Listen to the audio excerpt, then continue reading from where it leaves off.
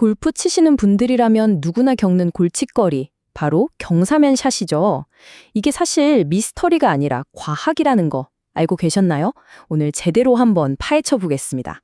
아니, 연습장에선 그렇게 잘 맞던 공이 왜 코스만 나가면 딴판일까요? 다들 이런 경험 있으시죠? 근데 그게 여러분 스윙 탓이 아니에요. 진짜 원인은 바로 발밑, 이 땅에 있습니다.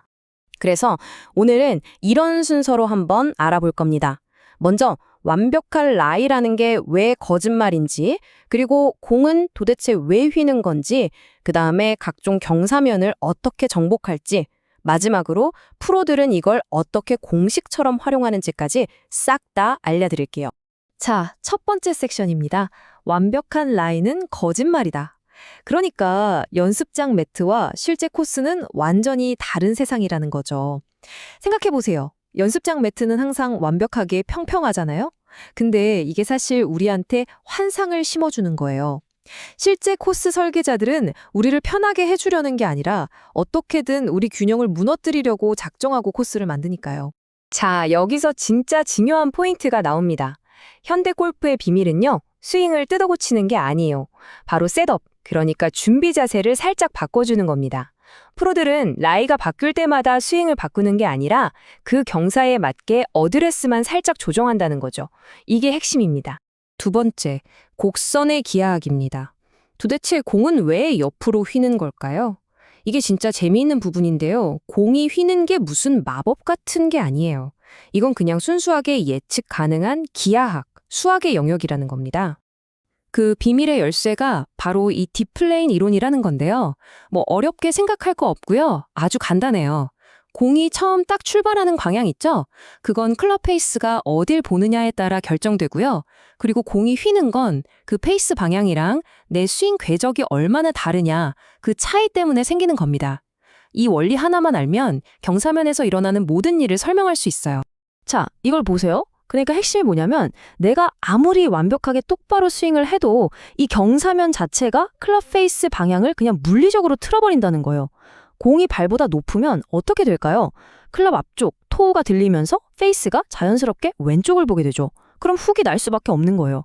반대로 공이 발보다 낮으면 힐 쪽이 들리면서 페이스는 오른쪽으로, 슬라이스는 뭐 거의 정해진 수순인 거죠. 자, 세 번째 섹션. 이제 실전입니다. 측면 경사를 정복해 봅시다. 훅과 슬라이스를 길들이는 비법, 지금부터 알려드릴게요. 아, 이거 정말 골치 아프죠?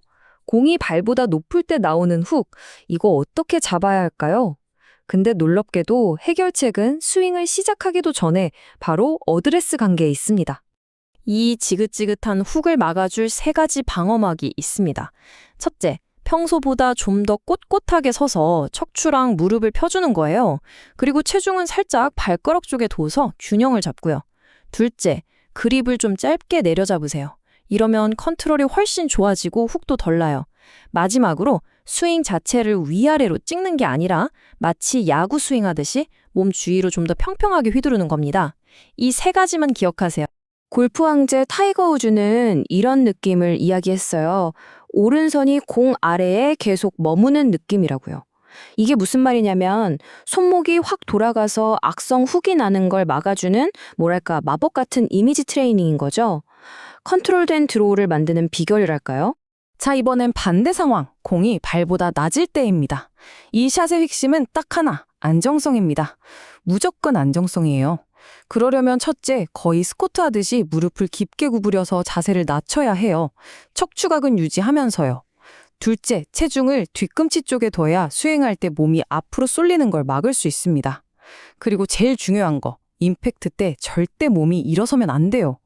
다리를 딱 고정하고 조용하게 유지해야 탑볼이나 생크를 막을 수 있습니다. 네 번째 섹션으로 넘어가 볼까요? 오르막과 내리막 마스터하기. 이번엔 중력과의 싸움에서 이기는 법을 배워보겠습니다. 오르막이든 내리막이든 딱 한 가지만 기억하시면 됩니다. 이게 제1원칙이에요. 바로 내 어깨 라인을 땅의 경사면과 똑같이 맞추는 겁니다. 이게 전부라고 해도 과언이 아니에요. 자, 오르막 라이 공략법 체크리스트입니다. 첫째, 어깨 맞추기.